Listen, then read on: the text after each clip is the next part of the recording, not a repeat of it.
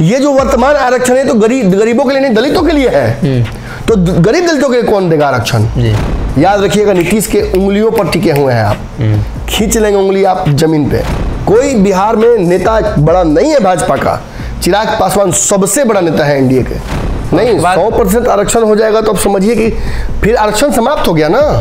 बिहार में आरक्षण दे भी देंगे तो बिहार में नौकरी कहाँ है? बिहार में सवर्णों का एक हिस्सा मानता है कि आरक्षण गलत है।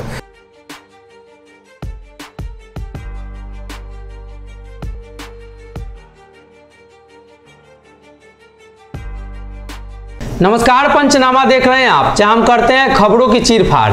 आज खबरों की चीरफाड़ नहीं होगी, आज आरक्षण की उस व्यवस्था की चीरफाड़ होगी जिसको लेकर नीतीश कुमार ने यू टर्न मार लिया है। अक्सर नीतीश कुमार के लिए प्रयोग किया जाने वाला शब्द पलटू या यू टर्न, बदलने वाले लोग, ये प्रयोग किया जाता है।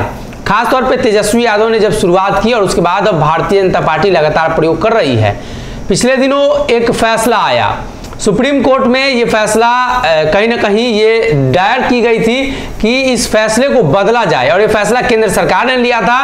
केंद्र सरकार ने 103वें संविधान संशोधन के तहत ये फैसला किया कि गरीब सवर्णों को भी 10% आरक्षण का लाभ दिया जाए। उसके बाद देश के 3 दलों को छोड़कर बाकी सभी दलों ने समर्थन किया था।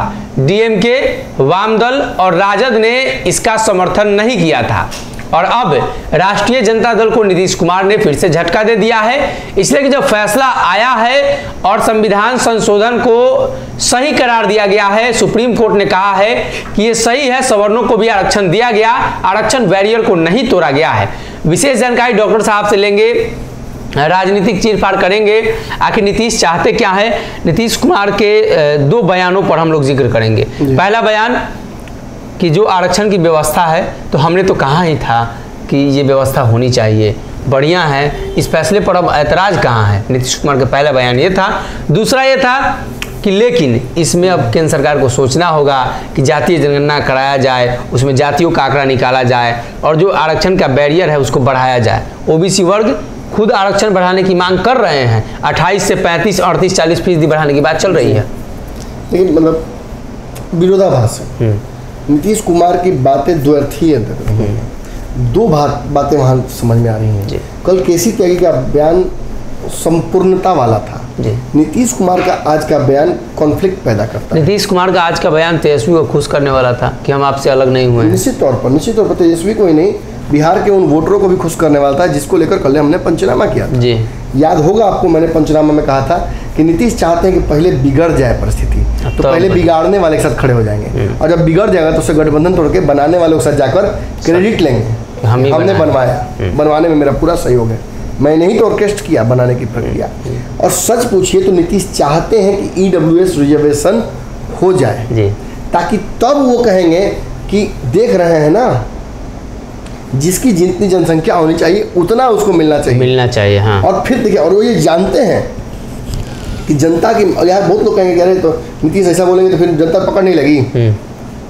आपने पकड़ लिया, 4 बार पलटे हैं और आपने पकड़ लिया, जिसके साथ जाते हो भगवान मानने लगता है, भगवान मानने लगता है। एकदम सही बात, आपने शब्द का प्रयोग किया। निश्चित तौर पर नीतीश कुमार अपने आप को भी भगवान मानते हैं जी, और वो चाहते हैं कि उनकी पूजा होती रहे। तो भगवान जब अपनी पूजा कराना चाहते हैं तो अपने भक्तों के लिए, जानते हैं, ऐसा नहीं है कि मैंने मिठाई भेज देते हैं या रुपया पैसा भेज देते हैं, बाढ़ लाते हैं, विपत्ति लाते हैं, दुख लाते हैं, लोगों को याद आए, ताकि लोग याद पड़े, यज्ञ होने लगेगा, अरे बाप रे बारिश नहीं हो रहा है, यज्ञ कीजिए। यही बात है, और यही राजनीति में स्थायित्व है।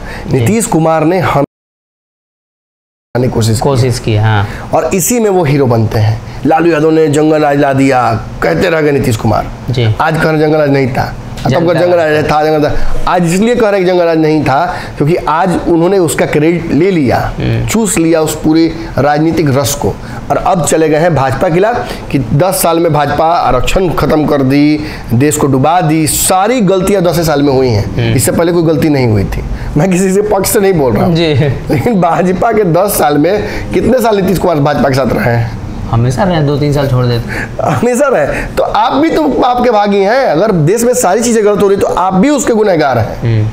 आपने क्या किया पूरे लॉकडाउन में? जो बिहार के मजदूर वापस आ रहे थे, हम भूले नहीं हैं जी।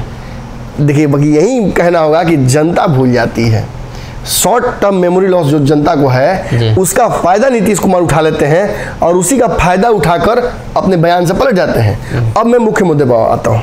नीतीश कुमार ने कहा है, एक तरफ उनकी पार्टी कह रही है कि ईडब्ल्यूएस सही है, ये खुद भी कह रहे हैं ईडब्ल्यूएस सही है, लेकिन दूसरी तरफ ये कह रहे हैं कि आरक्षण के 50% दायरे की बाउंड्री को तोड़ दिया जाए। आप भी जानते हैं, मैं भी जानता हूं, कोई भी समझदार व्यक्ति जानता है राजनीतिक रूप से सचेत कि अगर आरक्षण का दायरा टूटेगा 50 का तब वो फिर रुकेगा नहीं जी, बढ़ते जाएगा, सब बढ़ते जाएगा।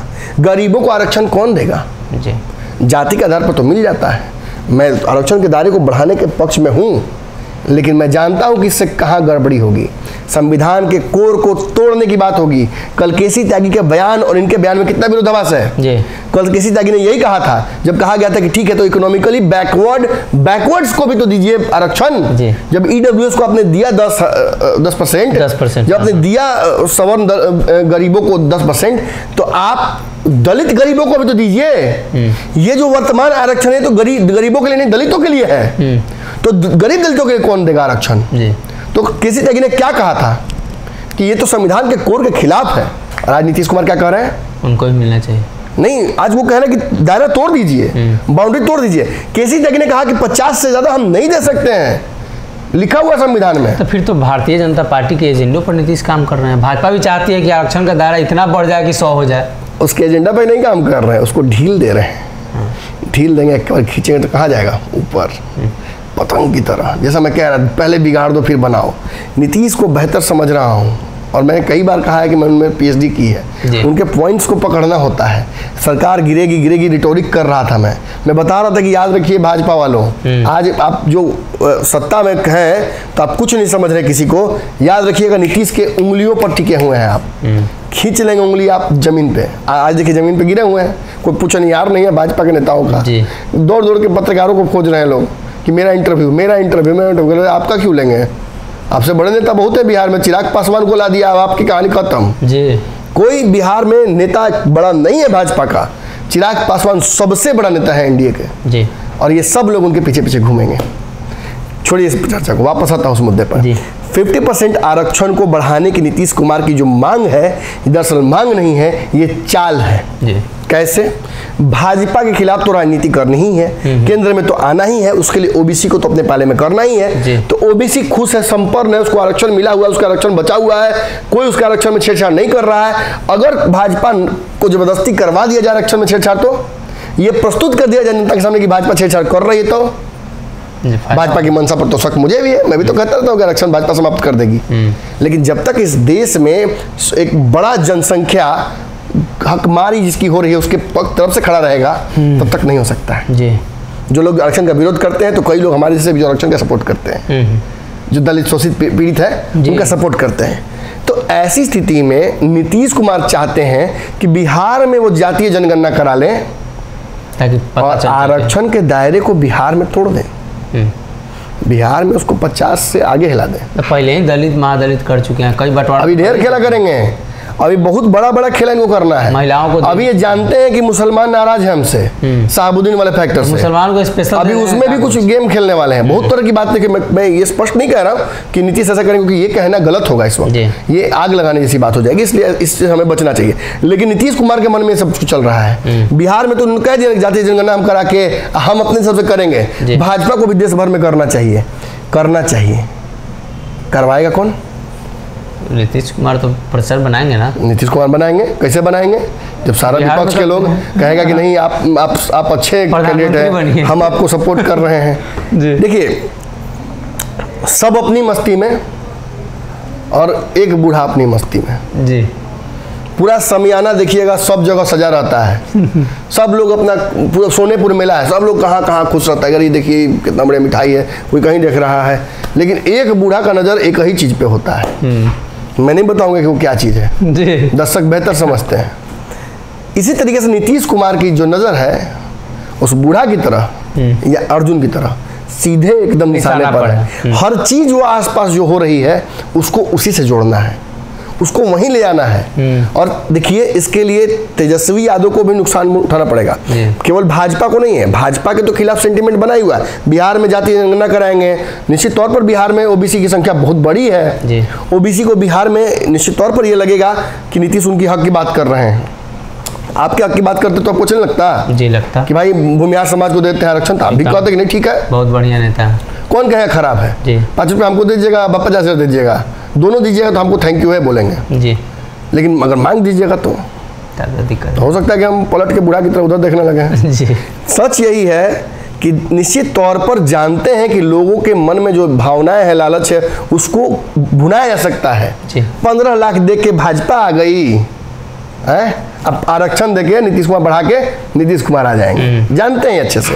15 लाख का लालच में जनता ने खेल दिया, अपना ही पैर काट लिया, तो अब दूसरा का पैरवा काटने के लिए नीतीश कुमार आ गए। साफ एकदम दोनों पैर काट के स्टेशन पर बिठा देंगे जी, कि अर्थव्यवस्था बढ़ाओ यहाँ से। और मजाक अपनी जगह में फिर वही कहूँगा कि निश्चित तौर पर बिहार में जब आरक्षण के दायरे को तोड़ेंगे नीतीश कुमार जी, तो उससे एक बड़ी लड़ाई शुरू हो जाएगी। भाजपा शासित राज्यों में फिर किस तरीके से आरक्षण को तोड़ा मोड़ा जाएगा ये भी आप समझिएगा। केंद्रीय स्तर पर आरक्षण की विवेचना फिर करने लगेंगे लोग। जो आरक्षण विरोधी गुट है उनको बोलने का मौका मिलेगा।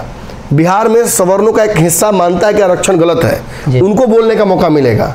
तो जिनको आरक्षण मिला हुआ है, जिनके ऊपर आज भी अत्याचार जैसी परिस्थितियां बनी हुई, आप देखते हैं कई जगह खबर में आती हैं, तो उनको तो आपने आगे बढ़ने नहीं दिया, उनके लिए तो और दुश्मन खड़ा कर दिया आपने जी। तो कहीं ना कहीं नीतीश कुमार के इस माने अंतः महत्वाकांक्षा, स्वयं महत्वाकांक्षा में बिहार को नुकसान चढ़ा देंगे।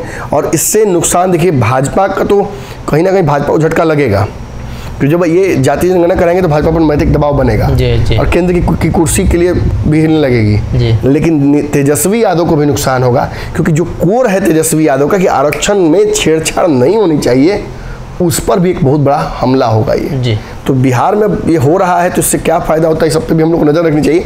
थोड़ा जल्दी होगा ये बातें कह देनी, लेकिन निश्चित तौर पर नीतीश अपनी महत्वाकांक्षा में ये सब करवा रहे हैं, ये तो दिख रहा है साहब। तो कहीं ना कहीं मुख्यमंत्री नीतीश कुमार ने आरक्षण की व्यवस्था को लेकर जो बातें कही हैं वो काफ़ी महत्वपूर्ण है, सुनने में काफ़ी अच्छा लगता है। लेकिन जब संविधान के साथ छेड़छाड़ की जाएगी या संविधान बदलने की बात चलेगी, निश्चित तौर पर ये भी एक झुनझुना है। ये भी जो मनोज झा ने कहा है, गलत नहीं कहा है, निश्चित तौर पर नीतीश कुमार भी उस वर्ग को लुभाने की कोशिश कर रहे हैं जिस वर्ग का वोट बैंक उन्हें चाहिए। खास तौर पे ओबीसी वर्ग सबसे ज़्यादा है, और उस वर्ग को आरक्षण का लाभ जो बिहार में आरक्षण दे भी देंगे, और उसको बिहार में आरक्षण दे भी देंगे, तो बिहार में नौकरी कहाँ है सरकारी?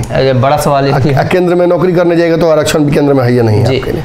तो कहीं ना कहीं मुख्यमंत्री नीतीश कुमार ने ओबीसी आरक्षण की जो बात कही है, खासतौर पर जातीय जनगणना की जो बात कही है, जिसमें ओबीसी वर्ग को काफ़ी फायदा होगा।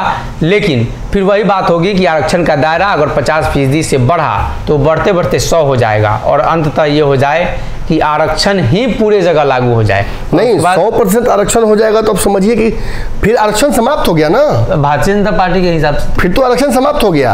अगर आप कह देते हैं कि नहीं हम दलितों को देते हैं 50%, 30% देते हैं हम ओबीसी को, आप 20% सवर्णों को देते हैं, तो फिर तो आरक्षण समाप्त हो गया, फिर तो वही बात हो गई, फिर तो वही बातें हो गई ना। तो कहीं ना कहीं आप समझिए तेजस्वी की जो भावना है इस आरक्षण वाले मैटर पे, वो नीतीश से कहीं उम्दा और बेहतर है और निश्चल है जी।